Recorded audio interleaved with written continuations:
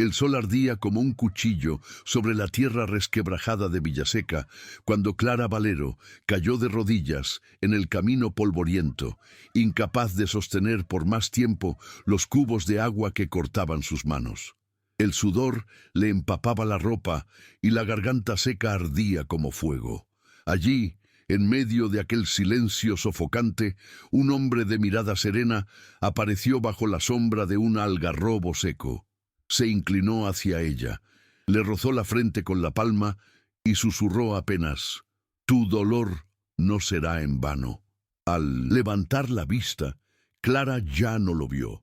Solo quedaba el aire estremecido, como si el calor mismo hubiera abierto un resquicio de esperanza en medio de su miseria. Con los dedos sangrando por el roce del hierro, Clara intentó ponerse de pie. No había tiempo para ilusiones. En casa la esperaba doña Francisca, su madre dura, con la lengua afilada y el ceño fruncido, siempre dispuesta a recordarle que era una solterona inútil, una carga más en una familia que apenas sobrevivía. Su padre, don Joaquín, prefería ahogar la vergüenza en el aguardiente barato de la cantina, y sus hermanos la trataban como si no existiera. El aire olía a polvo, a sudor rancio y a desprecio antiguo. Cada paso era una condena, cada mirada del pueblo un juicio sin defensa posible. Y sin embargo, aquella voz misteriosa seguía latiendo en su memoria, tan real como el ardor en sus manos heridas.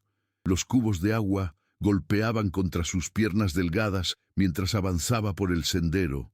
Las piedras se clavaban en sus sandalias gastadas y los insectos zumbaban alrededor como un coro de burla. Villaseca se alzaba a lo lejos, con sus casas de adobe desmoronado y techos de paja vencidos por los años, un lugar donde los rumores eran más fuertes que las campanas de la iglesia. «La inútil de los valeros», susurraban las vecinas, «la pobrecita que ni para casarse sirve». Doña Elvira y Leticia repetían esas frases como quien afila un cuchillo, y Clara sentía cada palabra como una herida abierta. Sin embargo, no lloraba.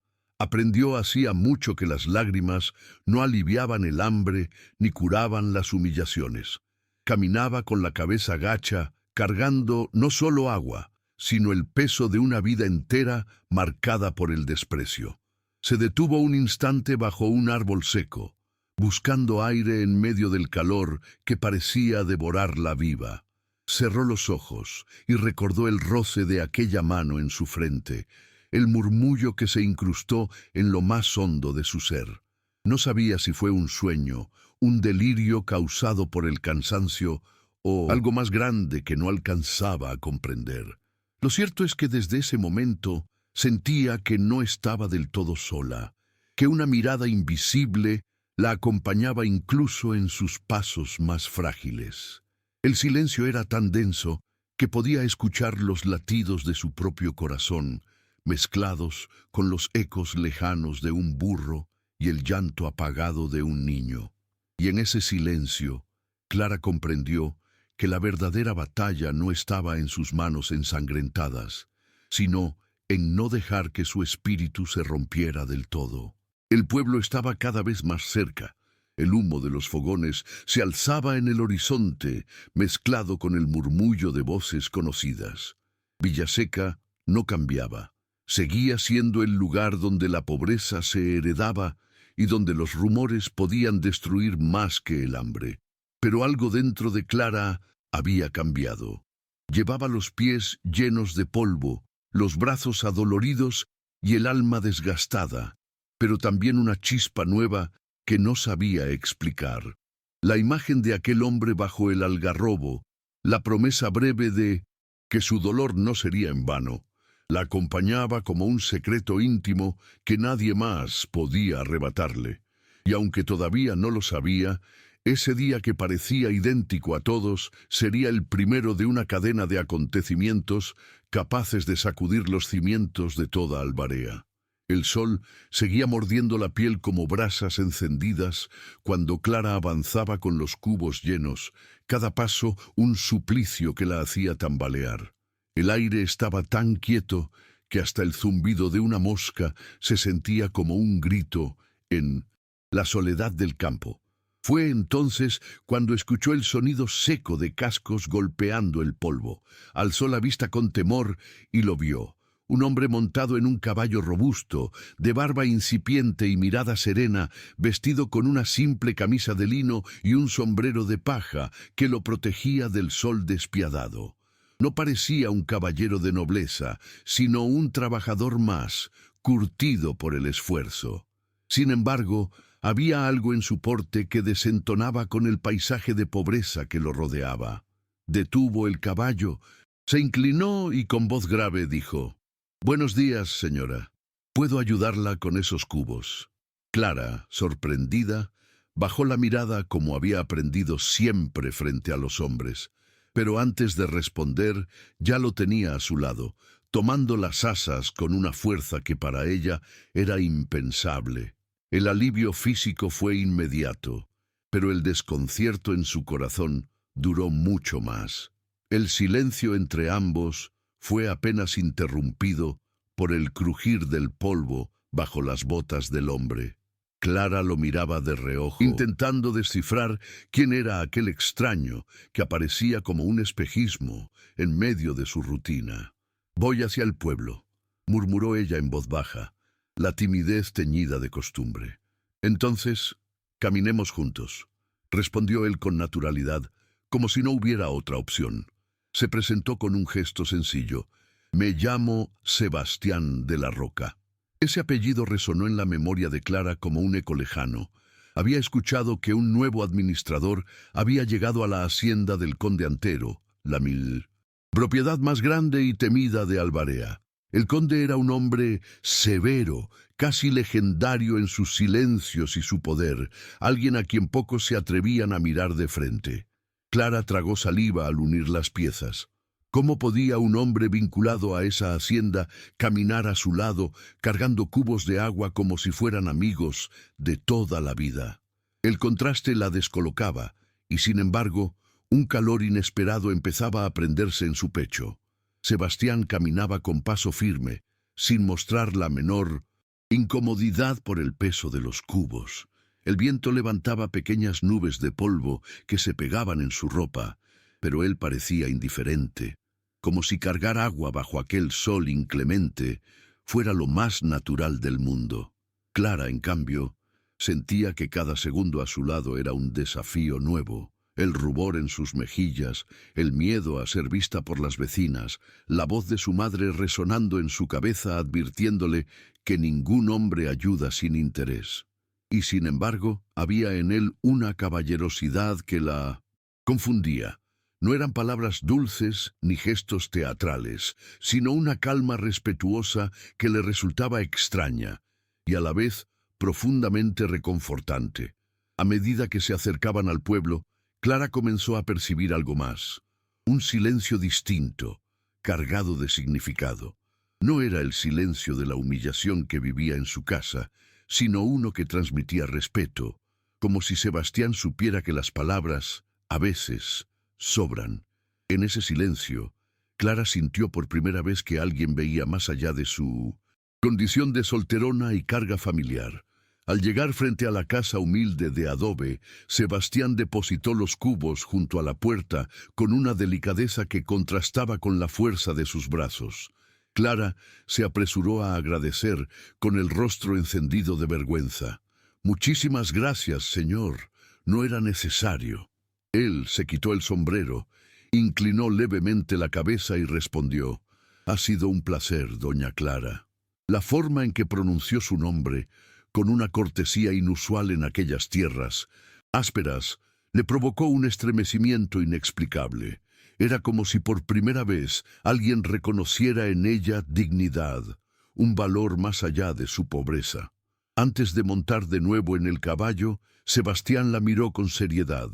«Quizás nuestros caminos se crucen otra vez». Y sin añadir más, se alejó rumbo a la hacienda, levantando una nube de polvo que se fue disipando lentamente en el aire caliente de la tarde. Clara se quedó en la puerta con el corazón acelerado, como si acabara de vivir algo extraordinario y al mismo tiempo imposible de explicar. Esa noche, mientras lavaba ropa en la pila del patio, el sonido del agua fría golpeando la piedra la devolvía una y otra vez a ese instante.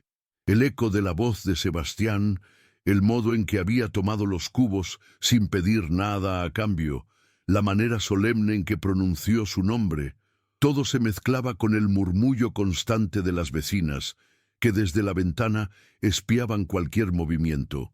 Sabía que si su madre, doña Francisca, llegaba a enterarse de aquel encuentro, su furia sería insoportable. Y sin embargo, Clara no podía apartar de su mente la sensación de que algo nuevo se había sembrado dentro de ella.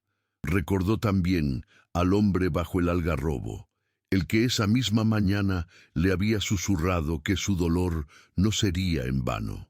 Por un instante, la idea loca de que ambos encuentros estaban unidos se cruzó por su mente.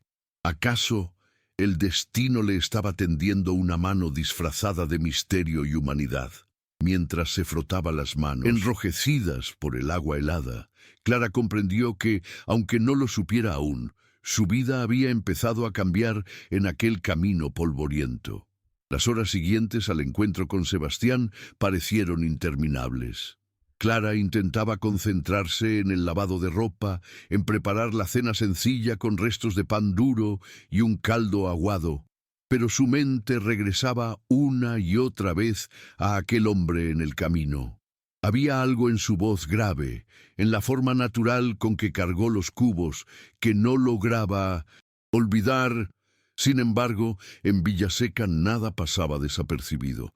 Cuando doña Elvira, la costurera del pueblo, pasó frente a la casa con su canasta de hilos, sus ojos chispearon al ver a Clara distraída, y pronto ya había corrido la noticia a Leticia, la hija del tendero. La solterona de los Valero anda acompañada por el nuevo administrador, murmuraban en los soportales como quien descubre un pecado. El pueblo, tan pequeño y tan lleno de lenguas afiladas, convertía cualquier gesto en un escándalo. Clara lo intuía, y ese presentimiento la hacía temblar. Cuando al fin doña Francisca regresó del mercado, traía el ceño arrugado por el calor y el cansancio, pero la mirada alerta de quien siempre sospechaba lo peor. Clara, en un arranque ingenuo, mencionó casi de paso que un hombre le había ayudado con los cubos en el camino. No esperaba la reacción inmediata de su madre, que dejó caer la bolsa de verduras sobre la mesa con un golpe seco. ¿Qué hombre?, preguntó con la voz cargada de desconfianza. El nuevo administrador de la hacienda, Sebastián de la Roca, solo me ayudó con el agua, respondió Clara en voz baja, como disculpándose. Doña Francisca soltó una risa amarga. Ya no te basta con ser una solterona inútil. Ahora quieres dar pie a chismes. Ningún hombre ayuda a una mujer por compasión. Siempre buscan algo. ¿Quieres que el pueblo entero te llame descarada? La dureza en su tono heló a Clara, que bajó la cabeza intentando contener las lágrimas. Esa misma tarde, la puerta de la casa se convirtió en escenario de cuchicheos. Doña Elvira y Leticia tocaron con fingida cordialidad, pero apenas cruzaron el umbral, soltaron la noticia con un brillo de malicia en los ojos. Comadre, ¿sabías que tu hija anda paseando con el administrador? Lo vimos con nuestros propios ojos, dijo la costurera, estirando cada palabra como si saboreara el escándalo. Leticia añadió, con sonrisa cínica, dicen que hasta carga el agua por ella. ¡Qué vergüenza!, ¿no? Un hombre tan decente rebajándose con esa muchacha. Doña Francisca se cruzó de brazos y en su rostro se dibujó una mezcla de ira y humillación. Clara, que entraba en ese momento con un barreño de ropa mojada, se quedó paralizada, sintiendo cómo la sangre le abandonaba el rostro. Sabía lo que venía. El silencio fue breve, apenas un respiro antes de la tormenta. ¿Es cierto lo que dicen estas mujeres?, rugió su madre, los ojos brillando de furia. Clara intentó responder, la voz temblorosa. Solo me ayudó mamá. No, fue nada malo.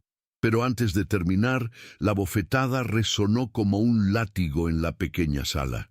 El golpe le hizo arder la mejilla, no tanto por el dolor físico al que ya estaba acostumbrada, sino por la injusticia de sentirse siempre culpable. Ya lo llamas por su nombre. Una moza decente ni mira a un hombre a los ojos, mucho menos anda aceptando favores. ¿Quién es ese tal Sebastián? Un desconocido sin pasado, sin familia. ¿Acaso te ha hablado de matrimonio o solo quiere aprovecharse de ti?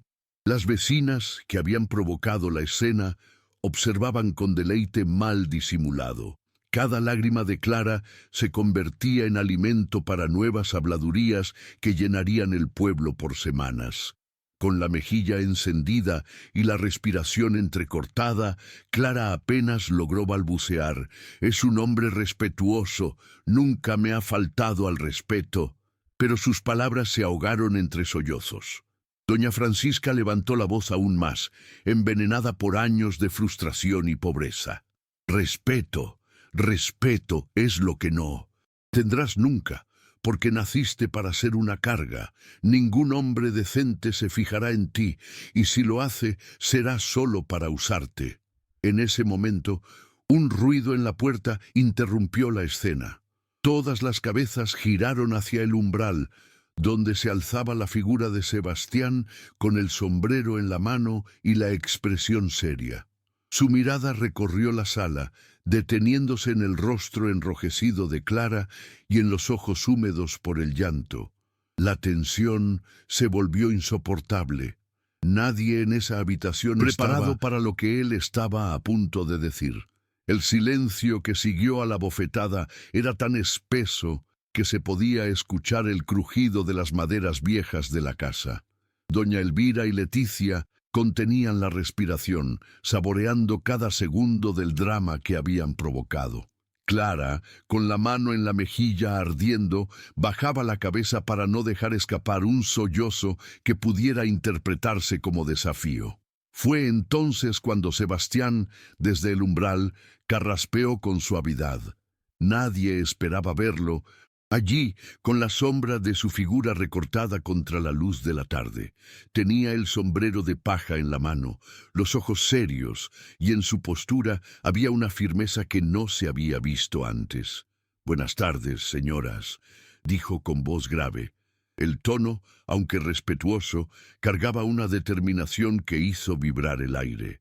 Doña Francisca se sobresaltó, como si la hubieran sorprendido en pleno acto de crueldad, y las vecinas se miraron con incredulidad, como si la escena hubiera tomado un rumbo impensable. Sebastián dio un paso al interior de la sala, y el suelo de tierra batida pareció retumbar bajo sus botas. Se inclinó apenas en señal de respeto, pero sus ojos permanecieron fijos en Clara, que aún temblaba con la marca roja en la mejilla. «He venido a hablar con ustedes sobre un asunto muy importante», continuó sin dejar espacio para dudas. Doña Francisca parpadeó, desconcertada, y se ajustó el delantal con nerviosismo. «¿Y qué asunto sería ese?», preguntó, intentando sonar desafiante, aunque la voz le temblaba. Sebastián respiró hondo, bajó la vista un instante y luego soltó las palabras como un golpe certero. «He venido a pedir la mano de su hija en matrimonio». El silencio que siguió fue como un rayo en cielo despejado. Doña Elvira abrió la boca, incapaz de ocultar su sorpresa, y Leticia se llevó una mano al pecho como si necesitara aire. Clara, paralizada, sintió que la habitación giraba a su alrededor. Las vecinas intercambiaron miradas incrédulas. Todo lo que habían dicho en 1900 susurros se transformaba de pronto en una historia imposible de refutar. «¿Matrimonio?», repitió doña Francisca, con la palabra escapando de sus labios como un grito ahogado. Sebastián asintió con calma. «Sí, señora. Quiero casarme con Clara si ella me acepta. Trabajo como administrador en la hacienda del conde Antero. Mi salario no es grande, pero suficiente para darle un hogar digno. Y le prometo que nunca le faltará respeto ni pan sobre la mesa». Su voz era firme, cada palabra martillada con la fuerza de una convicción que no admitía burlas. Clara apenas podía respirar. Nunca, ni en sus sueños más íntimos, había imaginado escuchar algo así. Que alguien, y más aún un hombre como Sebastián, hablara de matrimonio frente a su madre y a las vecinas, era un giro que desafiaba todo lo que hasta entonces había conocido. Doña Francisca, aún aturdida, trató de recuperar el control de la escena. Usted apenas conoce a mi hija. ¿Cómo puede querer casarse así de repente? ¿Qué dirá el conde Antero cuando sepa que su administrador pretende casarse con una muchacha sin dote, sin educación y sin futuro? Sus palabras estaban cargadas de amargura, como si la sola idea la humillara frente a las chismosas que observaban con deleite. Sebastián sostuvo la mirada sin titubear. «El conde ya lo sabe», respondió, y el impacto de esa frase cayó sobre todos como un segundo rayo. «Hablé con él ayer mismo. Ha accedido a cedernos una pequeña casa en la hacienda para que vivamos. Quiere gente de confianza cerca de sus tierras». El asombro fue general. El conde, conocido por su frialdad y exigencia, concediendo tal favor, era algo inédito. Doña Elvira se tapó la boca para contener una exclamación y Leticia frunció el ceño, incapaz de digerir lo que escuchaba. En ese instante entró don Joaquín, sudado y con las manos ásperas del trabajo en el campo. La tensión en la sala lo golpeó de inmediato. «¿Qué pasa aquí?», preguntó con voz dura. Doña Francisca se apresuró a explicarle, aderezando cada frase con su propio veneno, que aquel hombre, casi un desconocido, quería casarse con su hija. Don Joaquín escuchó en silencio, sus ojos alternando entre la marca en el rostro de Clara y la figura erguida de Sebastián. Tras un largo silencio, lanzó la pregunta que a él más le importaba. «¿Tiene usted con qué mantener a una familia?». Sebastián asintió firme. «Sí, señor. Con mi salario y mis ahorros no es mucho, pero es suficiente para vivir con dignidad». Don Joaquín reflexionó un momento. Luego dejó escapar un suspiro. «Si el conde confía en usted, ¿quiénes somos nosotros para dudar? Habrá boda, pero quiero todo como es debido: capilla, cura y papeles firmados. No entregaré a mi hija para que viva amancebada». Clara, que hasta entonces había sido un espectro en su propia vida, levantó por primera vez los ojos y sintió que el mundo se abría bajo sus pies. Los días posteriores al inesperado pedido de matrimonio fueron un torbellino en Villaseca. Los rumores se esparcieron como pólvora. La solterona de los Valero iba a casarse con el administrador de la hacienda del conde Antero. Doña Elvira se apresuró a repetir la noticia en cada esquina, con una mezcla de envidia y asombro, mientras Leticia murmuraba que algo raro debía esconderse detrás de semejante decisión. Clara, por su parte, aún caminaba como en un sueño. Apenas podía creer que alguien hubiera hablado de compromiso frente a su madre, y menos aún que hubiera mencionado la palabra matrimonio con tanta firmeza. Sin embargo, esa incredulidad convivía con un temor profundo. ¿Y si todo no era más que un gesto impulsivo? ¿Y si Sebastián, al cabo de unas semanas, se arrepentía y la dejaba todavía más humillada ante el pueblo entero? La duda se clavaba en su corazón como una espina, pero cada vez que él aparecía, con su mirada serena y su voz tranquila, esa espina parecía disolverse en un calor inesperado que le devolvía fuerzas. Una tarde, Sebastián llegó a la humilde casa de los Valero con un pequeño envoltorio entre las manos. Clara estaba en el patio, sacudiendo ropa mojada en el tendedero improvisado. El aire olía a jabón barato y a humo de leña, y los rayos del sol se colaban entre las ramas secas de un árbol que apenas daba sombra. Sebastián pidió hablar con ella a solas. Doña Francisca bufó, pero al final accedió, quizá más por curiosidad que por confianza. Cuando quedaron en el patio, él le entregó el envoltorio con gesto solemne. «Quiero que lo aceptes como símbolo de mi palabra», dijo con voz baja. Clara, temblando, desenvolvió con cuidado el papel amarillento. Dentro brillaba un anillo sencillo de plata, con una pequeña piedra que reflejaba discretamente la luz.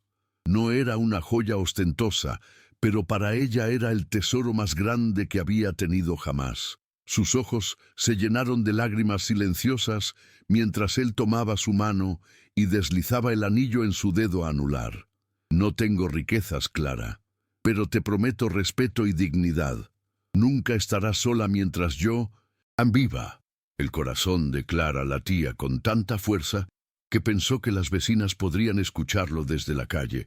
No recordaba la última vez que alguien había pronunciado su nombre con tanta ternura, sin reproches ni humillaciones.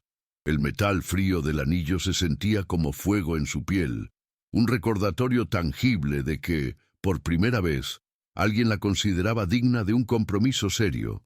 «Gracias», susurró, sin poder articular nada más. Sebastián apretó suavemente su mano y le sostuvo la mirada, como si quisiera que ella entendiera que sus palabras no eran promesas vacías. En ese instante el tiempo pareció detenerse, el ruido del pueblo, los chismes, la dureza de su madre, todo quedó fuera. Solo existían ellos dos y un futuro que, aunque incierto, se abría ante sus ojos como un horizonte nuevo. Pero la realidad regresó pronto, con la crudeza de siempre. Esa misma noche, doña Francisca volvió a recalcar que una boda debía celebrarse con decoro, aunque no tuvieran un centavo de sobra. «La gente hablará, Clara, y no pienso soportar la vergüenza de una ceremonia miserable», dijo con dureza. Para ella no se trataba del bienestar de su hija, sino del qué dirán, de la apariencia frente a las vecinas que tanto la juzgaban. Clara escuchaba en silencio, apretando el anillo contra su pecho, recordando las palabras de Sebastián. Sabía que para su madre, aquel compromiso era apenas una salida para librarse de una carga, pero para ella representaba algo mucho mayor, una segunda oportunidad, un rescate en medio del desierto de su vida. Esa contradicción la desgarraba por dentro, pero también le daba fuerzas para sostenerse en pie. Los días siguientes estuvieron llenos de miradas curiosas y comentarios maliciosos en las calles de Villaseca. Algunas mujeres murmuraban que Sebastián debía de estar desesperado para elegir a Clara. Otras insinuaban que ella lo había atrapado con artimañas o brujerías. Sin embargo, cada vez que Clara miraba el anillo de plata brillando discretamente en su dedo, esas voces parecían perder fuerza. Había encontrado en ese gesto un refugio, una certeza silenciosa de que su vida ya no sería la misma. Por primera vez, se permitía soñar con algo más que sobrevivir. Y aunque el miedo a ser defraudada aún la acompañaba como una sombra, en lo más profundo de su ser comenzaba a germinar una esperanza nueva, frágil pero real, como una semilla en la tierra árida que un día podría florecer. La noticia de la boda se esparció como fuego en Minam, rastrojo seco por Villaseca. En cada esquina, en cada corredor polvoriento, las vecinas encontraban motivo para especular. Doña Elvira, la costurera, murmuraba entre puntadas que aquello no podía ser más que un capricho pasajero. Leticia, con su sonrisa venenosa, aseguraba que ninguna mujer tan pobre y humillada podía aspirar a un matrimonio digno. Pero detrás de las palabras envenenadas se escondía la envidia, disfrazada de asombro. Clara, por su parte, caminaba con el corazón encogido. No estaba acostumbrada a ser observada, mucho menos a ser el centro de comentarios constantes. Cada vez que iba al mercado, sentía las miradas clavadas en su espalda como agujas. Sin embargo, cuando tocaba el anillo de plata en su dedo, encontraba fuerzas para sostener la cabeza erguida, como si aquel símbolo le recordara que pese a todo, algo nuevo estaba naciendo en su vida. Doña Francisca, superada su inicial resistencia, se volcó en los preparativos, no por cariño hacia su hija, sino por el peso del qué dirán. No toleraré que las vecinas crean que no somos capaces de organizar una boda decente, repetía con el ceño fruncido. Revolvió cofres olvidados hasta encontrar un vestido amarillento, guardado en el fondo de un baúl. Había sido su propio traje de novia, usado solo una vez 30 años atrás. El tejido estaba gastado, con olor a naftalina y humedad, pero todavía conservaba cierta dignidad en sus bordados descoloridos. Clara lo sostuvo entre las manos con reverencia. Nunca había tenido una prenda de tanto valor simbólico. Era como si, por un instante, su madre le estuviera entregando algo más que tela, un vestigio de lo que pudo haber sido un gesto de ternura. Pero el espejismo se deshizo pronto cuando Francisca recalcó: «Ve donde doña Elvira para que lo ajuste, y recuerda, no quiero vergüenzas el día de la boda». El encuentro con doña Elvira fue una prueba de fuego.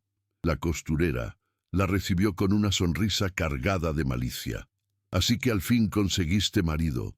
«Clara, ¿quién lo diría?», comentó mientras tomaba medidas con manos rápidas y frías. Cada palabra estaba impregnada de ironía, como un veneno sutil que se infiltraba en la piel.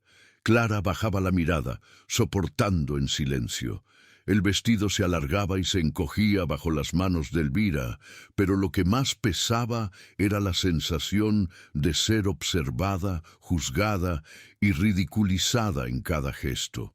Cuando salió de aquella casa, con el vestido envuelto en una sábana vieja, sus pasos eran lentos y su respiración temblorosa. Aun así, al llegar al patio de su hogar, se obligó a desplegar la tela y mirarla bajo el sol. La luz revelaba un blanco desteñido, pero también un reflejo de esperanza. En aquel vestido antiguo se mezclaban la humillación del pasado y la promesa de un nuevo comienzo. Mientras tanto, Sebastián preparaba su parte en silencio. Con la ayuda de algunos trabajadores de la hacienda, arreglaba la pequeña casa donde vivirían después de la boda. Colocó cortinas de colores en las ventanas, reparó el tejado de paja y hasta plantó flores silvestres en un jarro de barro. Quería que Clara sintiera que aquel espacio era un verdadero hogar, no solo una choza prestada. La noticia llegó a oídos del pueblo y no faltaron comentarios maliciosos. Algunos decían que era ridículo tanto esfuerzo para una mujer como Clara. Otros, más pragmáticos, murmuraban que el administrador debía esconder un secreto, porque nadie hacía tanto por una esposa pobre y sin dote. Sebastián no respondía.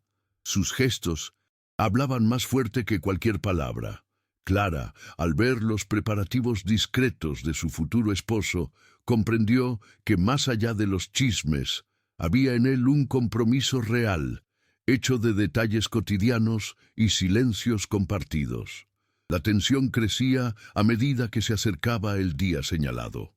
Las noches se hacían largas para Clara, que a menudo se quedaba despierta mirando el anillo en su dedo, imaginando cómo sería caminar hacia el altar improvisado con todo el pueblo observándola. En esos momentos de soledad, la sombra de sus miedos la rodeaba. ¿Sería realmente amada o apenas tolerada? Se reirían de ella durante la ceremonia. Pero entre esas dudas emergía una fuerza interior que no había sentido nunca. Cada puntada en el vestido, cada murmullo en la calle, cada mirada de envidia o burla se transformaba en combustible para sostenerse en pie.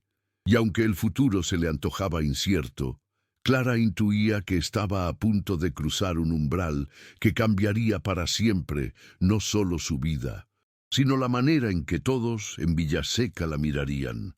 El día de la boda amaneció con un sol implacable, de esos que parecían querer arrancar la piel. El aire olía a tierra seca y a leña quemada, mezclado con la expectativa silenciosa que recorría cada rincón de Villaseca. Desde temprano, vecinas curiosas comenzaron a congregarse cerca del patio de don Antonio, donde se había improvisado una capilla con flores silvestres y guirnaldas de colores. Clara despertó con el corazón desbocado. Frente al espejo agrietado de su casa apenas reconocía su reflejo. El vestido antiguo, ajustado con esmero por doña Elvira, caía pesado sobre sus hombros. En su cabello recogido brillaban unas flores humildes, y en sus ojos se adivinaba una mezcla de miedo y esperanza. Doña Francisca, en lugar de un gesto de ternura, se limitó a decir: «Al menos hoy no das vergüenza». Esas palabras se le clavaron en el pecho, pero Clara decidió no permitir que arruinaran el único día que por primera vez le pertenecía. Cuando la campana improvisada comenzó a sonar al mediodía, el murmullo del pueblo se apagó. Clara avanzó del brazo de su padre por el corredor estrecho formado por vecinos y trabajadores de la hacienda. Cada paso le parecía una eternidad, cada mirada un juicio silencioso. Podía escuchar los susurros apenas contenidos. ¿Quién iba a pensar que la solterona de los Valero terminaría casándose? El calor le hacía sudar las manos, y el anillo de compromiso parecía arder en su dedo. Sin embargo, al levantar la vista y ver a Sebastián esperándola en el altar improvisado, con su traje sencillo pero limpio, una sonrisa serena iluminando su rostro, algo dentro de ella se aflojó. Era como si, por un instante, la dureza del mundo desapareciera y solo quedara el camino hacia él. La ceremonia fue breve, solemne y humilde. El párroco de la villa vecina condujo los rituales con voz pausada, mientras Clara apenas podía concentrarse en las palabras. Sus ojos se nublaban de emoción al escuchar su propio nombre repetido en tono solemne, como si el universo al fin reconociera su existencia. Cuando Sebastián deslizó la alianza en su dedo, sus manos temblaron, pero la firmeza de su mirada la sostuvo.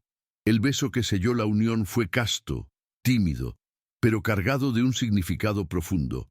Por primera vez en su vida, Clara no era motivo de burla ni de vergüenza, sino el centro de una promesa pública. El murmullo entre los presentes mezclaba sorpresa, incredulidad y, en algunos casos, un respeto forzado que nadie se había atrevido a mostrarle antes. Tras la ceremonia, comenzó una celebración modesta en el mismo patio. Las mujeres del pueblo habían preparado guisos sencillos, pan recién horneado y jarras de vino barato. Un guitarrista local entonaba canciones antiguas, y los niños corrían entre las mesas improvisadas con risas nerviosas. Clara, sentada junto a Sebastián, observaba todo con una mezcla de asombro y gratitud. Nunca había tenido una fiesta propia. Siempre había trabajado en silencio para que otros disfrutaran. Esa tarde, por primera vez, la comida, la música y las miradas eran para ella. Pero entre la multitud, distinguió una figura que le provocó un estremecimiento. El conde Antero, sentado discretamente en una silla al fondo, observando con expresión impenetrable. Su presencia era tan inesperada como desconcertante. ¿Qué hacía el poderoso terrateniente en la boda de una muchacha pobre? Los comentarios se multiplicaron como pólvora entre los invitados. Cuando el sol comenzó a ponerse, tiñendo el cielo de tonos naranjas y rojos, Clara y Sebastián se prepararon para partir hacia su nueva vida. Una carreta prestada por un vecino esperaba con las pocas pertenencias de ella: ropa sencilla, utensilios de cocina, la medalla heredada de su abuela. Sus padres se despidieron sin abrazos ni lágrimas, como si se libraran de una carga. Clara lo aceptó en silencio, aunque una punzada de dolor le atravesó el pecho.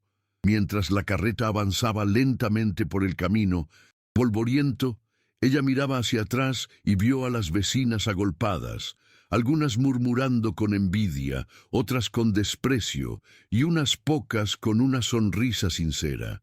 Entonces tomó la mano de Sebastián y comprendió que lo que importaba no era la aprobación del pueblo, ni siquiera la de su madre, sino la promesa de un futuro en el que por fin podría construir algo propio.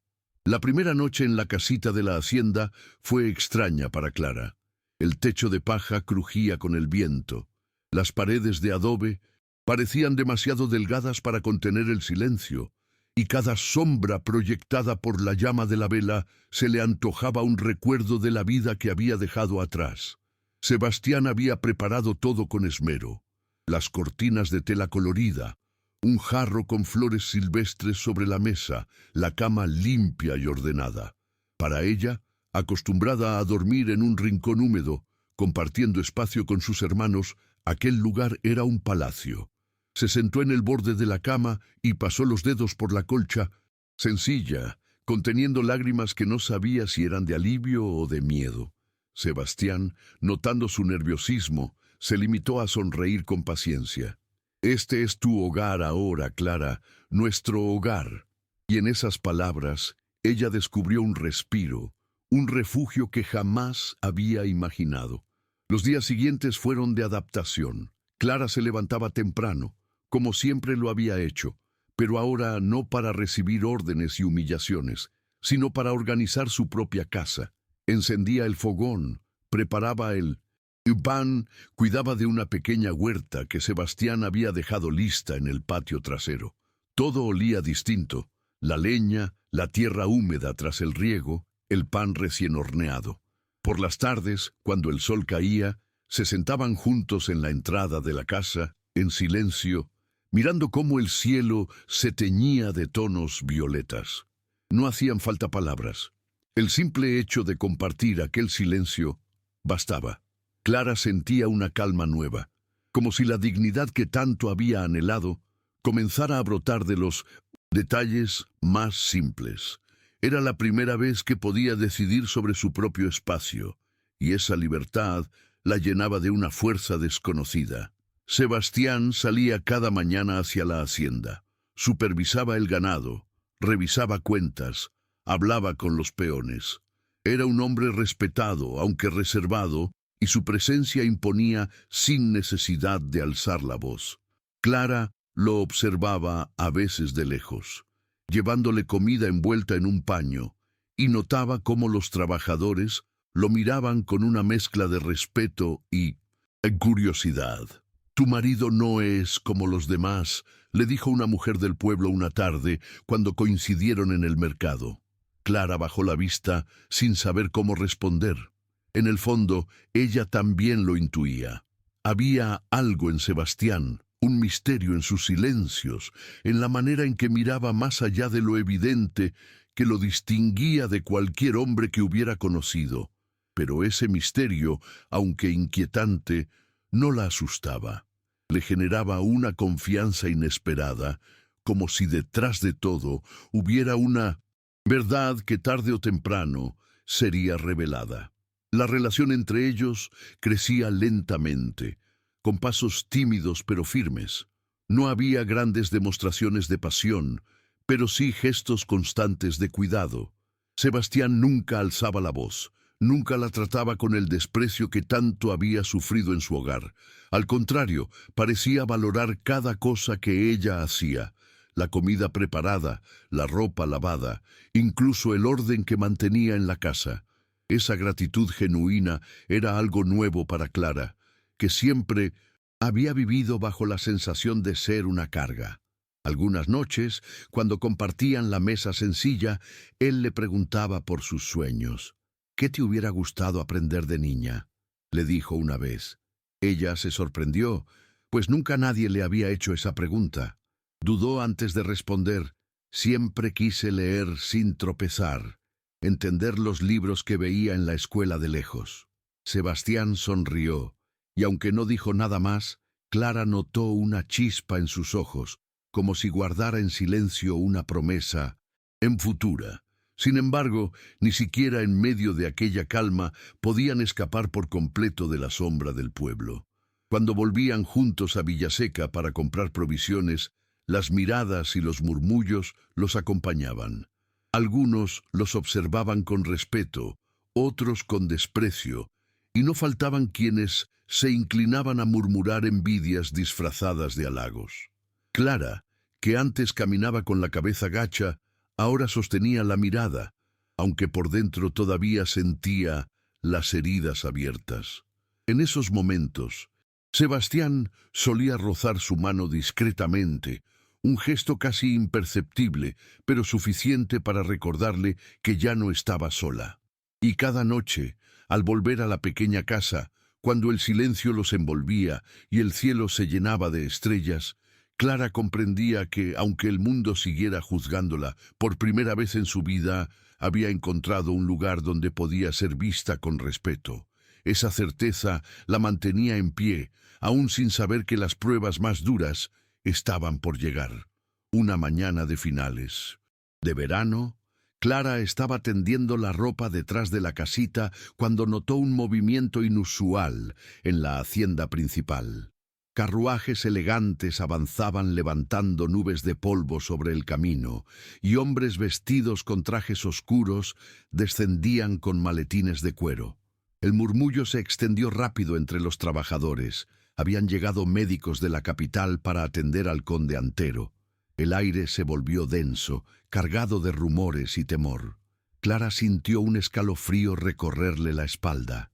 Aquella figura distante, temida y respetada por todos, parecía al fin doblegada por la fragilidad humana. El eco de las campanas de la hacienda, que repicaban con solemnidad inusual, le confirmaba que algo grave estaba ocurriendo. Mientras doblaba las sábanas aún húmedas, Clara se preguntó qué pasaría con todos ellos si el conde faltaba. Decenas de familias dependían de su hacienda para sobrevivir. Cuando Sebastián regresó esa tarde, el cansancio se notaba en sus hombros y en la sombra de su mirada. Se sentó a la mesa sin probar bocado, removiendo distraídamente el guiso que Clara le había servido. «El conde está muy enfermo», dijo finalmente, rompiendo el silencio. Su voz era grave, cargada de una preocupación que rara vez mostraba. El médico habló de problemas en el corazón. Hace meses que sufría dolores, pero se negó a pedir ayuda hasta que ya fue imposible ocultarlo. Clara bajó la cabeza, murmurando una oración rápida, como le habían enseñado de niña. «Que la Virgen lo ampare». Sebastián asintió, pero sus ojos parecían estar en otro lugar, como si llevara consigo un peso secreto que no podía compartir. Aquella noche, Clara lo escuchó dar vueltas en la cama, inquieto, murmurando palabras ininteligibles en sueños. Los días siguientes se transformaron en una especie de vigilia colectiva. El trabajo continuaba, pero el ambiente estaba cargado de tensión. Los peones conversaban en voz baja, las mujeres rezaban en grupo, y hasta los niños percibían que algo no estaba bien. La figura del conde, siempre distante y autoritaria, ahora se volvía casi un mito, un hombre encerrado en sus aposentos, luchando contra la muerte. Clara lo observaba desde lejos, viendo luces encendidas toda la noche en la casona, escuchando pasos apresurados de sirvientes que corrían llevando paños y medicinas. La hacienda, antes símbolo de poder, se había transformado en un templo de silencio y temor. Y en medio de esa atmósfera, Clara percibía que Sebastián cargaba con una responsabilidad invisible. Pasaba más tiempo en la casa grande, llamado con frecuencia por los criados, como si el conde lo requiriera a su lado. Una tarde, al regresar, Sebastián se detuvo en el umbral de su casa con el rostro demacrado. Clara, que lo esperaba con un jarro de agua fresca, lo miró en silencio, comprendiendo que las palabras serían insuficientes. Él bebió lentamente, luego se sentó pesadamente, hundiendo los codos en la mesa. «El conde quiere hablar conmigo en privado mañana temprano», confesó con voz baja. Clara frunció el ceño. «¿Contigo? ¿Por qué contigo y no con sus parientes o sus abogados?» Sebastián dudó antes de responder, apartando la mirada. «No lo sé con certeza. Quizá temas de la hacienda, quizá porque necesita a alguien en quien confiar». Pero en su voz había vacilación, una grieta que Clara detectó de inmediato. No insistió. Sabía que Sebastián era reservado y solo hablaba cuando estaba preparado. Aún así, la inquietud la acompañó hasta la madrugada, manteniéndola despierta bajo el murmullo del viento que golpeaba el techo de paja. El amanecer siguiente, Sebastián se vistió con el mismo traje que había usado en la boda. Clara lo observó ajustar con cuidado el sombrero de paja antes de salir, notando en sus gestos una solemnidad extraña. Lo vio alejarse por el camino, la silueta recortándose contra el cielo rojizo del alba, y un presentimiento le heló el corazón. Ese día, el tiempo pareció arrastrarse. Clara intentó distraerse con las tareas habituales. Lavó ropa, cuidó la huerta, preparó pan. Pero en cada acción había un eco de ausencia. A través de la ventana, alcanzaba a ver los carruajes estacionados frente a la casona, a los sirvientes corriendo, a las bandadas de pájaros que levantaban vuelo con cada repique de campana. Cuando por fin Sebastián regresó, ya al atardecer, su rostro estaba pálido, sus ojos cargados de un peso insondable.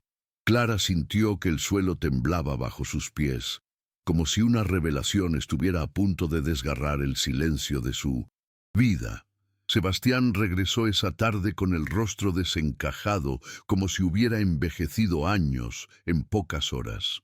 Clara lo esperaba en la puerta, el delantal aún húmedo por el agua del río.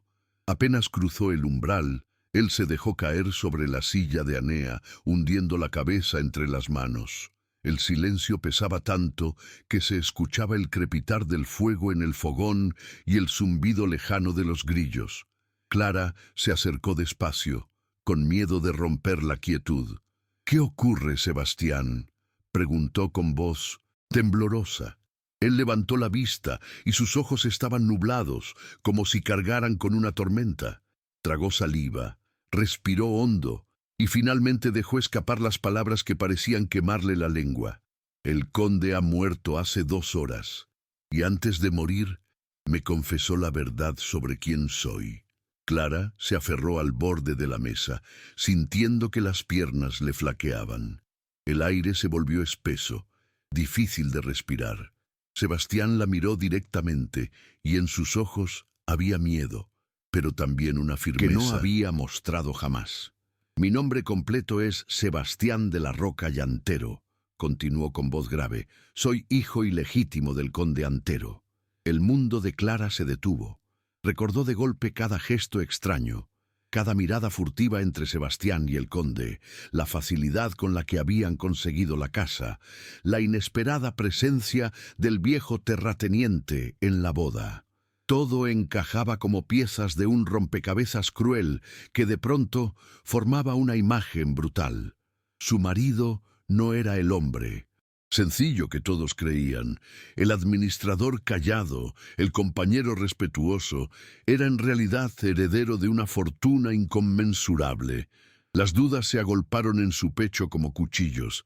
Clara sentía que el anillo de plata en su dedo ardía, como si pesara toneladas. «¿Y nuestra boda?», murmuró con voz quebrada. «¿Fue también parte de ese secreto? ¿Un plan para ocultar tu identidad?». Sebastián negó con vehemencia, sujetando sus manos entre las suyas. «No, Clara, conocerte fue lo único inesperado en toda esta historia. Te elegí porque vi en ti una fuerza, una dignidad que nadie más supo reconocer. Nunca mentí sobre lo que siento». Sus palabras eran sinceras, pero el dolor de Clara no se disolvía tan fácil. En su mente, el eco de toda una vida de humillaciones la hacía desconfiar. Había aprendido a sobrevivir esperando siempre lo peor. Y ahora, frente a aquella revelación, su corazón oscilaba entre la desconfianza y el deseo de creerle. Esa noche, Clara apenas durmió. El peso de la revelación la mantenía despierta, con la vista clavada en el techo de paja. A su lado, Sebastián también permanecía inquieto, respirando hondo, como si las paredes de adobe fueran demasiado estrechas para contener su verdad. En medio de la penumbra, Clara se levantó y salió al patio. El aire nocturno estaba impregnado de olor a tierra seca y a hierba quemada. Miró el cielo tachonado de estrellas y recordó las palabras que una vez le dijera Sebastián: «Nunca estarás sola mientras yo viva». Ahora, esas palabras cobraban un nuevo sentido, más complejo y doloroso. De repente, un recuerdo lejano de su infancia emergió. La figura de Jesús en la pequeña capilla del pueblo. Aquel rostro sereno que parecía observarla incluso cuando nadie más lo hacía. Cerró los ojos y susurró: «Dame fuerzas, porque no sé si puedo con esto». Al amanecer, cuando regresó a la casa, encontró a Sebastián sentado a la mesa, con los ojos enrojecidos por la vigilia. No esperó más. «¿Qué ocurrirá ahora?», preguntó Clara, la voz cargada de temor. Él respiró hondo y respondió: «El conde me reconoció en su testamento. Soy su único heredero». El silencio que siguió fue brutal, como un trueno sin eco. Clara se dejó caer en la silla frente a él, mirando fijamente el suelo. La palabra heredero resonaba en su mente como un tambor interminable. Esa noticia significaba riqueza, poder, una vida que nunca había imaginado. Pero también significaba convertirse en el blanco de envidias, sospechas y luchas despiadadas. «Entonces, ¿qué somos nosotros ahora?», murmuró. Sebastián extendió su mano hacia ella con una calma inesperada. «Seguimos siendo los mismos, Clara.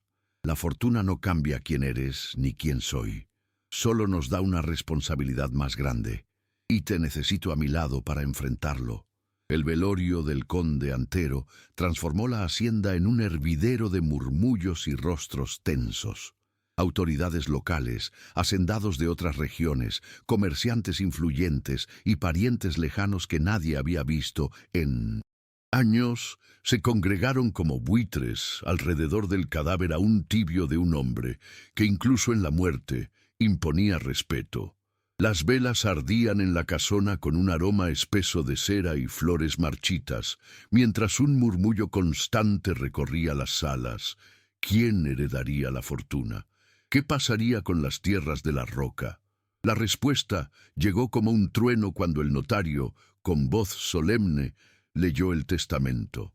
Sebastián de la Roca, único hijo reconocido, era el heredero absoluto de todas las propiedades. El aire se llenó de exclamaciones ahogadas, protestas veladas y miradas de incredulidad. Clara, con su vestido modesto, sintió de golpe el peso de decenas de ojos sobre ella. Ya no era la solterona de Villaseca. Ahora era la esposa del nuevo señor de la hacienda. Tras el funeral, la mudanza fue inevitable.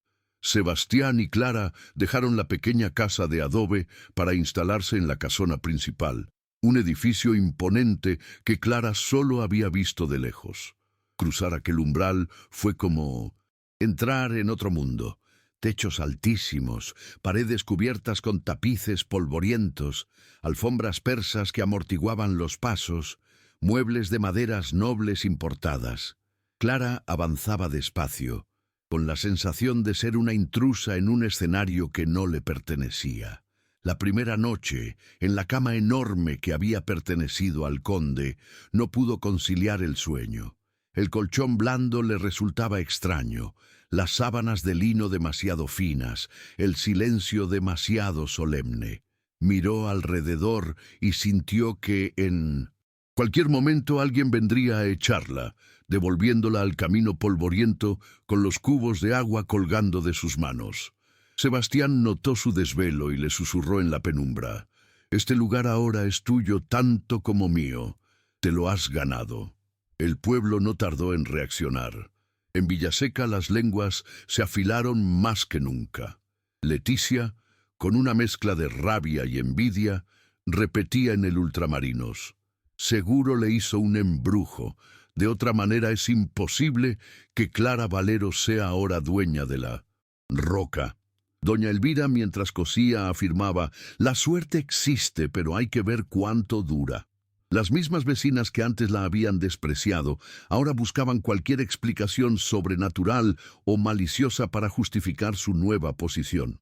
Clara escuchaba de lejos esos rumores, pero ya no bajaba la cabeza. Caminaba erguida, aunque por dentro el miedo y la inseguridad seguían presentes. Sabía que el respeto que ahora le mostraban no era genuino, sino un disfraz de la envidia. Cada saludo cargaba veneno, cada sonrisa escondía un juicio. Sin embargo, también percibía algo nuevo. Por primera vez, las miradas que recibía ya no eran de desprecio absoluto, sino de reconocimiento obligado. La llegada a la casona trajo consigo responsabilidades aplastantes. Había criados que organizar, cuentas que revisar, proveedores que negociar, compromisos sociales que atender.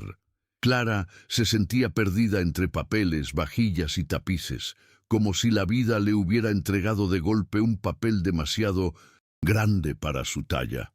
En más de una ocasión pensó en rendirse, regresar a la casita humilde donde había aprendido a ser feliz con poco. Pero entonces recordaba cada bofetada de su madre, cada chisme de las vecinas, cada mirada de humillación en las calles de Villaseca. Y comprendía que su lucha no era solo personal. Era una oportunidad de demostrar que una mujer despreciada podía levantarse y gobernar con dignidad.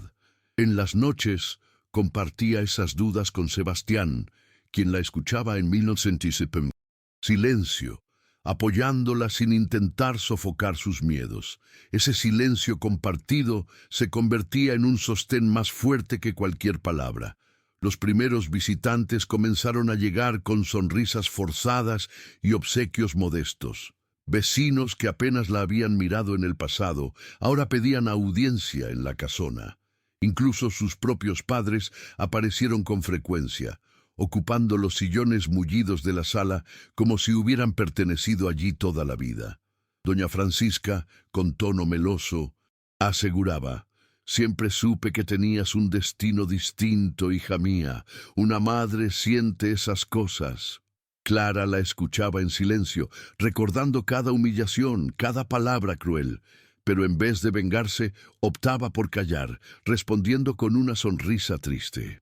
Descubría que el verdadero poder no residía en la venganza, sino en el perdón. Aquella mudanza no era solo un cambio de casa.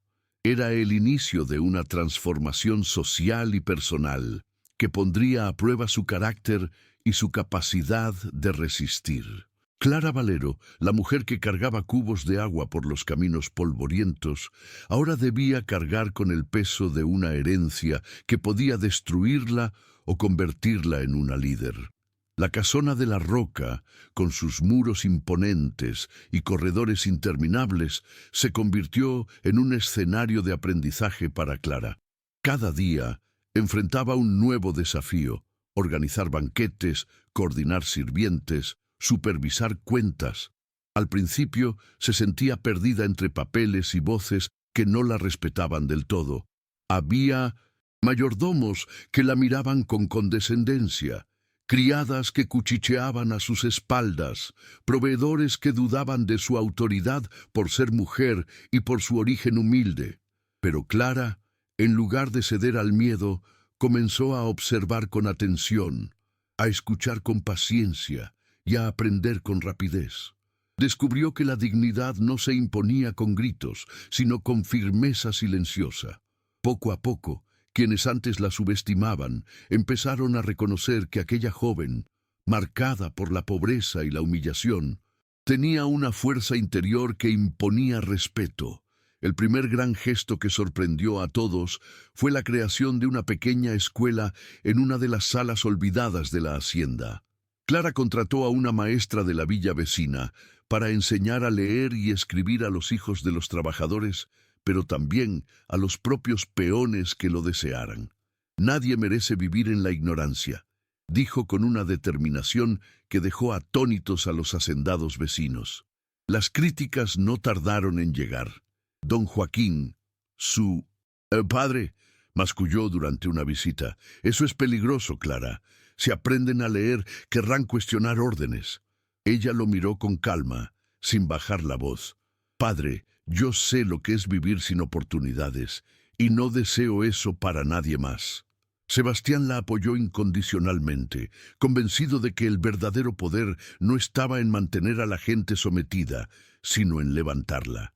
Así, la hacienda se llenó de voces nuevas, de risas infantiles aprendiendo las primeras letras, de adultos que descubrían el orgullo de escribir su nombre por primera vez. El cambio no se limitó a la educación. Sebastián, inspirado por la visión de su esposa, comenzó a mejorar las condiciones de trabajo. aumentó los salarios, construyó viviendas más dignas y levantó un pequeño dispensario médico para atender a los trabajadores y sus familias. Estas decisiones provocaron indignación entre los hacendados vecinos, quienes veían en esas medidas un peligroso precedente. «Están malcriando a los peones», murmuraban en 1900. Reuniones privadas. Pero en La Roca el ambiente se transformaba. Los trabajadores se sentían respetados, y la lealtad hacia Clara y Sebastián crecía de manera natural. Clara descubría que el liderazgo no se basaba en imponer miedo, sino en inspirar confianza. Lo que había sido una hacienda rígida y silenciosa comenzó a latir como un corazón nuevo, marcado por la solidaridad y la esperanza. La reputación de Clara empezó a crecer más allá de los límites de Villaseca. Mujeres de pueblos cercanos venían a buscarla en secreto, pidiéndole consejo o apoyo. Muchas eran jóvenes atrapadas en matrimonios forzados o madres abandonadas que luchaban por alimentar a sus hijos. Clara, recordando cada lágrima que había derramado en su infancia y juventud, decidió crear un fondo con parte de las ganancias de la hacienda para ayudar a esas mujeres a iniciar pequeños negocios. Venta de conservas, cría de gallinas, talleres de costura. La noticia se expandió rápido, y mientras algunos la alababan como una visionaria, otros la acusaban de desafiar las costumbres. Pero Clara no se dejaba intimidar. Había encontrado en su propio dolor la fuerza para dar a otros lo que nunca le habían dado a ella, una oportunidad de dignidad y libertad. Un día, en medio de este proceso de transformación, Leticia apareció en la hacienda. Ya no era la joven altiva que murmuraba en el Ultramarinos.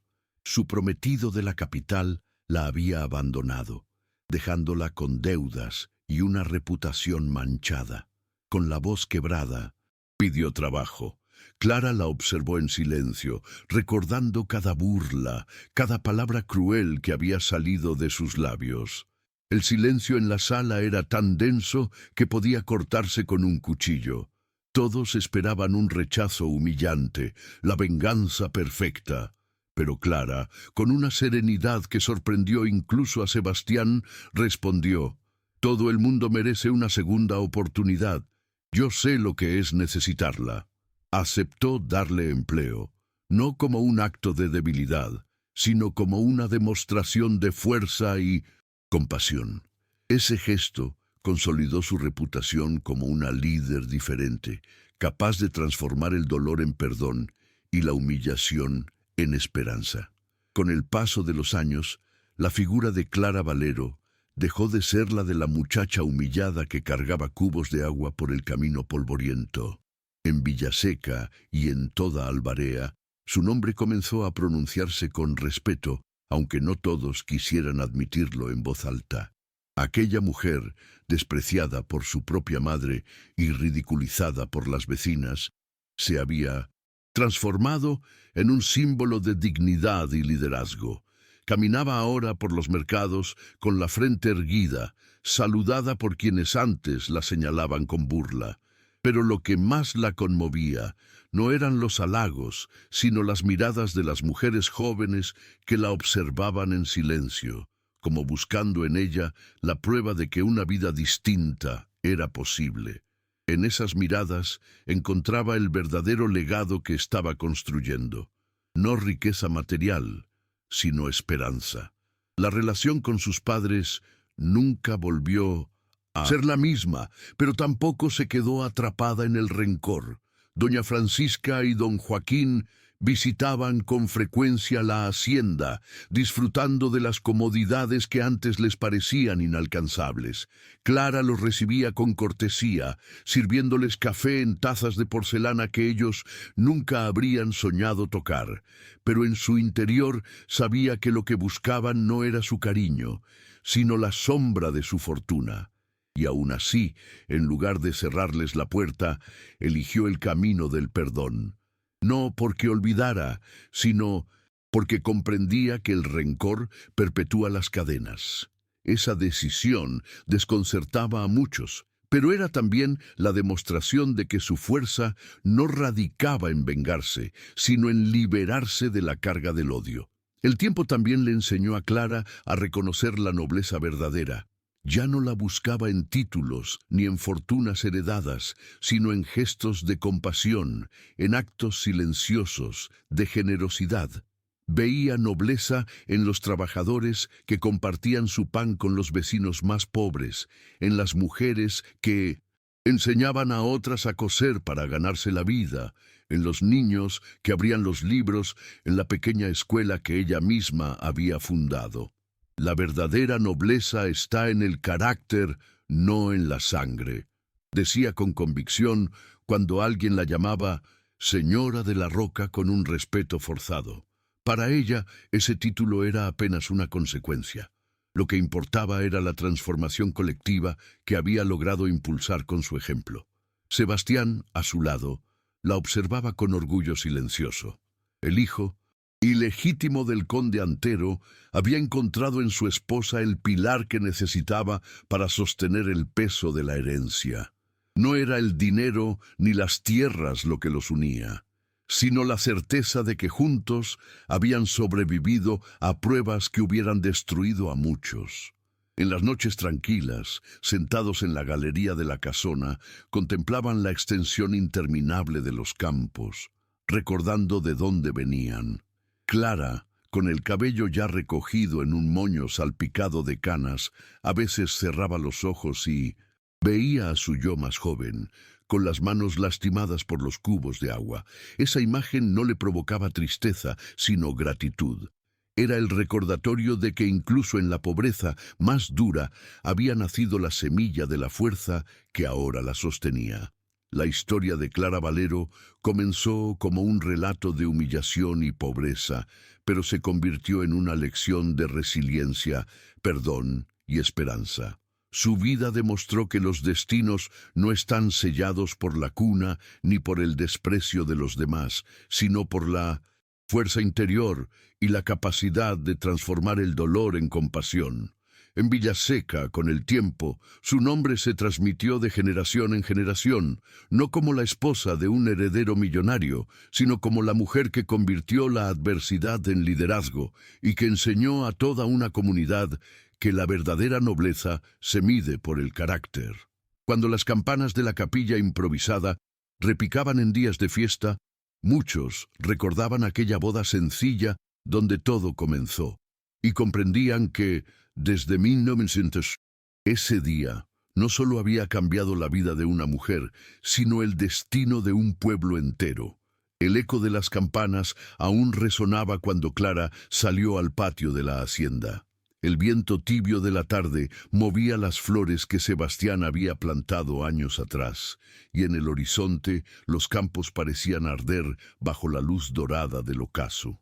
En ese instante recordó aquella mañana en que, cargando cubos de agua, un hombre extraño la miró a los ojos y le dijo en voz baja: «Tú vales más de lo que ellos creen». Clara cerró los ojos y sonrió. Entendía ahora que aquella frase no había sido de un simple hombre, sino de Jesús, que había estado presente en cada herida y en cada paso de su destino. Y a ti, que has acompañado esta historia, cuéntame en los comentarios, ¿qué lección te dejó el camino de Clara?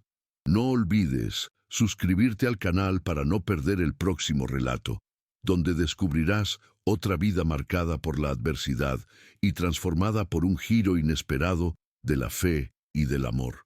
Yo soy Valentino y me despido con gratitud, esperando encontrarte en nuestro próximo encuentro.